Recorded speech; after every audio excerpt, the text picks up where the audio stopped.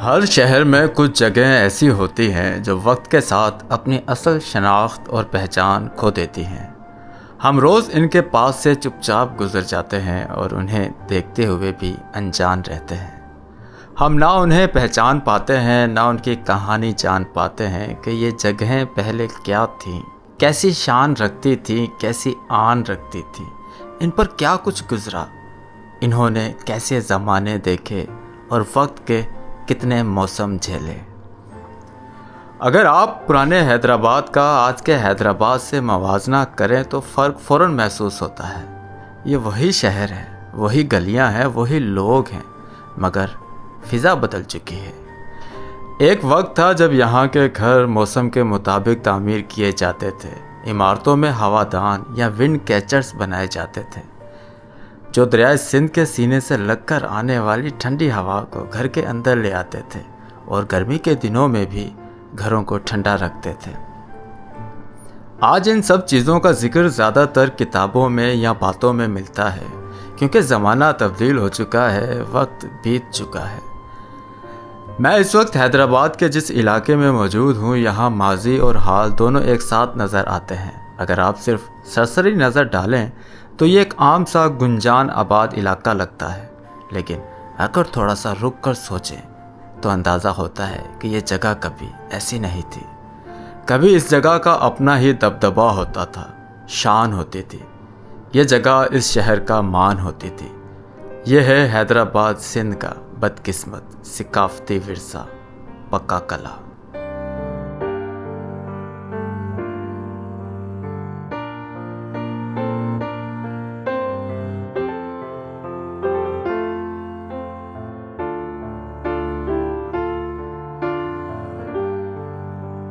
पक्का कला की कहानी दरअसल एक मजबूरी से शुरू होती है। 18वीं सदी में सिंध पर मियाँ ग़ुलाम शाह कल्होड़ो की हुकूमत थी और उनका दारुल हुकूमत खुदाबाद था। लेकिन बार बार आने वाले सैलाबों ने इस शहर को गैर महफूज बना दिया था। दरियाए सिंध का बहाव बदलता रहता था और हर बार शहर को नुकसान पहुंचता था। आखिरकार मियाँ ग़ुलाम शाह ने यह फैसला किया कि अब दारुल हुकूमत को किसी ऐसी जगह मुंतकिल करना होगा जो निस्बतन महफूज हो। उन्होंने एक नई जगह मुंतखब की जिसे गंजू टक्कर कहा जाता था। यह एक ऊंची और बंजर पहाड़ी थी और इसीलिए इसका नाम भी गंजू यानी बंजर रखा गया था। इस जगह का इंतखाब इसलिए किया गया क्योंकि यह सैलाब से महफूज थी। दिलचस्प बात यह है कि यह इलाका पहले भी आबाद रह चुका था। कहा जाता है कि यहाँ कभी नहरून कोट नामी एक कदीम बस्ती मौजूद थी जिसकी तारीख मौर्य दौर तक जाती है, यानी ये ज़मीन पहले भी कई अदवार देख चुकी थी।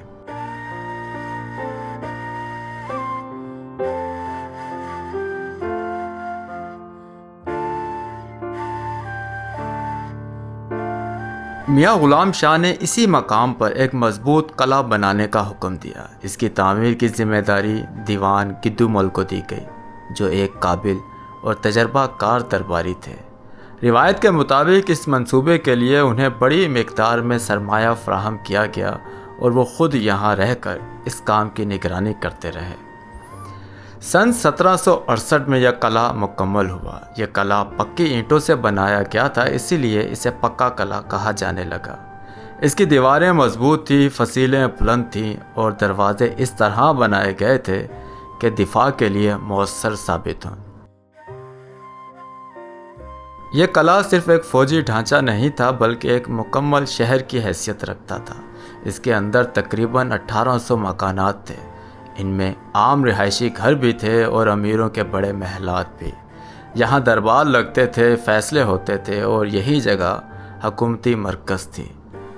अगर हम आज की हालत को देखें तो अंदाज़ा लगाना मुश्किल है, लेकिन एक वक्त में यह जगह निहायत मुनज़्ज़म और पुररौनक हुआ करती थी।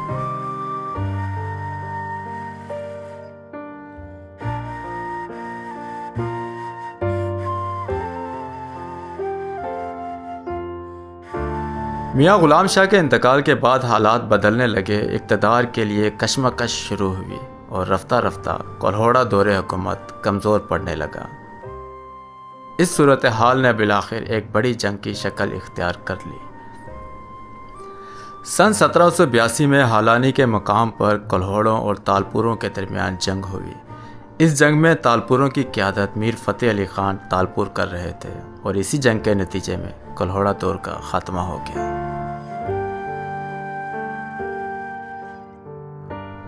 तालपुरों के दौर में पक्का किला दोबारा अहमियत इख्तियार कर गया। किले की मरम्मत की गई, नई इमारतें तामीर हुई और यहाँ एक बार फिर जिंदगी वापस आई। इसी दौर में मीर हरम जैसी इमारतें बनाई गईं जिनके आसार आज भी मौजूद हैं। कुछ गैर मुल्की सियाहों और मुसन्नफ़ीन ने भी इस किले का जिक्र किया है। उनके मुताबिक किले की फसीलें काफ़ी बुलंद थीं और यहाँ से पूरे शहर पर नज़र रखी जा सकती थी। किले के अंदर मीनार भी मौजूद थे जिन पर तोपें नस्ब थी।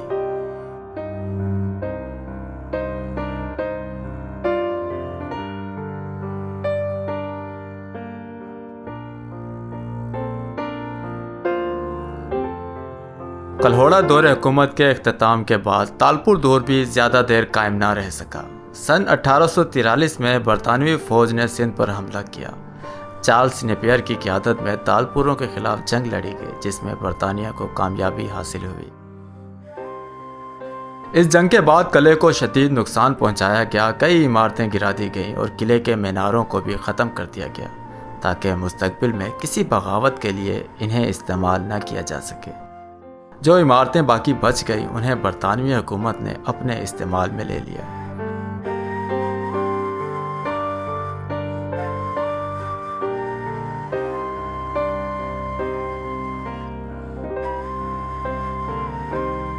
वक्त यूं ही पर लगाए उड़ता रहा और बर्रे सगीर पाको हिंद की तकसीम वाला साल आ गया।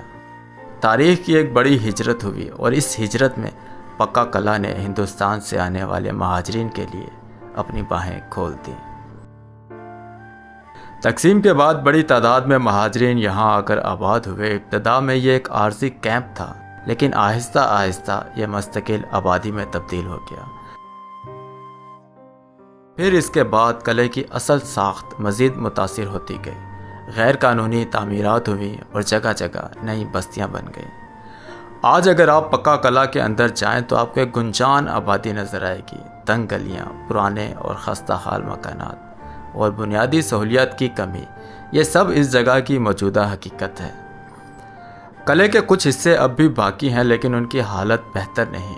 दीवारें टूट रही हैं, दरवाजे खस्ता हो चुके हैं और मजमूई तौर पर यह जगह अपनी असल हालत से बहुत दूर जा चुकी है।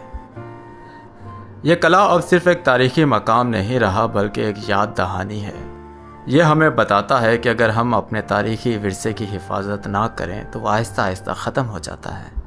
आज भी अगर यहाँ कुछ बाकी है तो इसे संभालने की ज़रूरत है, क्योंकि अगर ये भी ख़त्म हो गया तो आने वाली नस्लें सिर्फ किताबों में पढ़ेंगी कि हैदराबाद में कभी एक किला हुआ करता था।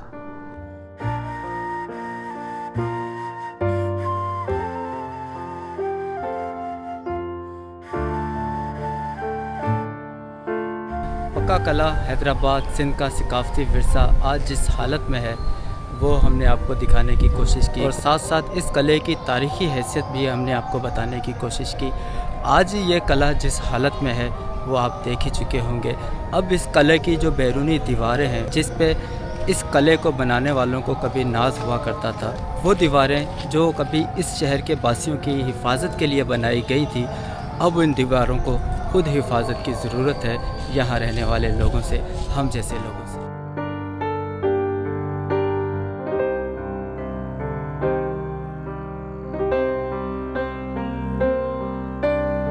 ये तो थी पक्का किला की कहानी। आइए अब आपको पक्का किला से निकालकर टंडो लयार के गांव लिए चलते हैं जहां हमने इस हफ्ते कुछ वाटर हैंडपंप इंस्टॉल किए हैं।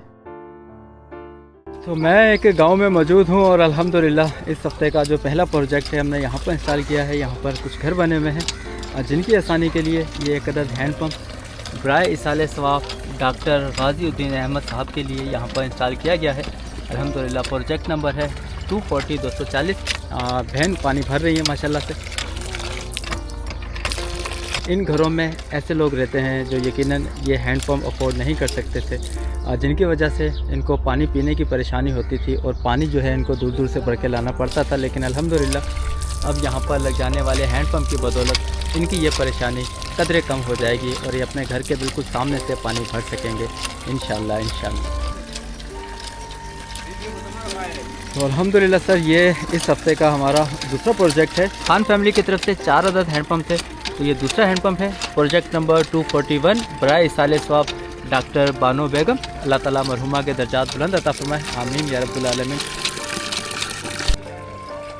अल्हम्दुलिल्लाह सर, ये इस हफ़्ते का हमारा वाटर हैंडपम्प प्रोजेक्ट नंबर है 3 और ये हैंडपम्प भी खान फैमिली की जानिब से है बराए इसाले सवाब मोहम्मद इमरान खान साहब के लिए। अल्लाह ताला उन्हें करवट करवट जन्नतुल फिरदौस में जगह अता फरमाए, आमीन या रब्बुल आलमीन। माशाल्लाह से पानी हम मुलाज़ा कीजिए। नेम प्लेट हम इसलिए पीछे लगाने लग गए हैं, पहले हम फ्रंट पे नेम प्लेट लगाते थे तो जिससे उससे होता ये था कि छींटे जो हैं वो नेम प्लेट पर पड़ते थे तो नेम प्लेट ख़राब हो जाती थी। अब हमने इसलिए नेम प्लेट को पीछे कर दिया है ताकि पानी के छींटे ना पड़ें। तो माशाल्लाह से पानी हम मुलाज़ा कीजिए। अल्हम्दुलिल्लाह सर, यहाँ मौजूद 5 से 6 घरों के लिए एक अदद हैंडपम्प और इंस्टॉल किया गया है, जो कि ये हैंडपम्प भी खान फैमिली की जानिब से है। प्रोजेक्ट नंबर है 243 और बराए इसाले सवाब ताहिरा खानम साहबा के लिए। अल्लाह ताला ताहिरा खानम साहबा के दर्जात बुलंद अता फरमाए और उन्हें करवट करवट जन्नतुल फिरदौस में जगह अता फरमाए, आमीन या रब्बुल आलमीन। माशाल्लाह से पानी हम देखिए, थोड़ा सा तेज़ चलाइए। क्या बात है, क्या बात है, क्या बात है, माशाल्लाह माशाल्लाह। तो ये इस हफ़्ते का हमारा फाइनल प्रोजेक्ट है, जो कि यहाँ मौजूद 3 तकरीबन 6 घर हैं यहाँ पर, जिनके लिए ये हैंडपम्प यहाँ पर लगवाया गया है। और ये हैंडपम्प हैदराबाद से हमारे भाई हैं इनायत अली खत्री साहब, उन्होंने ये हैंडपम्प अपनी मरहुमा बहन हसीना, वाइफ ऑफ मोहम्मद अली और डॉटर ऑफ मोहम्मद अली खत्री साहबा के इसाले सवाब के लिए यहाँ पर इंस्टॉल करवाया है। अल्लाह ताला मरहुमा बहन के दर्जात बुलंद अता फरमाए और उन्हें करवट करवट जन्नतुल फिरदौस में जगह अता फरमाए, आमीन या रब्बुल आलमीन। माशाल्लाह से पानी हम मुलाज़ा कीजिए, क्या बात है।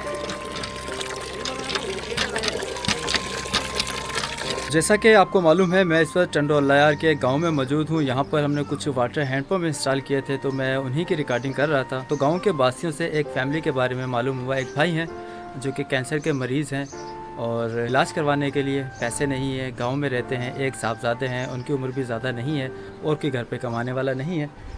तो ये भाई लेटे हुए हैं और गले में शायद कोई नलकी लगी हुई है। खाना वगैरह यहीं से खाते हैं, बात नहीं कर सकते। बस ठीक है, ना दिखाएं। चलें, अल्लाह ताला सेहत दे आपको, अल्लाह ताला सेहत दे। तो इलाज करवा रहे हैं इनका, आप इनके बेटे हैं? आप आगे हैं, इलाज करवा रहे हैं इनका? कहाँ से इलाज करवाते हैं? जामशोर से इलाज चल रहा है? चलें, अल्लाह ताला सेहत दे। अच्छा, तो मेरे भाई ऐसा है कि मैं आपको कुछ पैसे दे सकूँगा। ये ले, ये 10,000 रुपये हैं।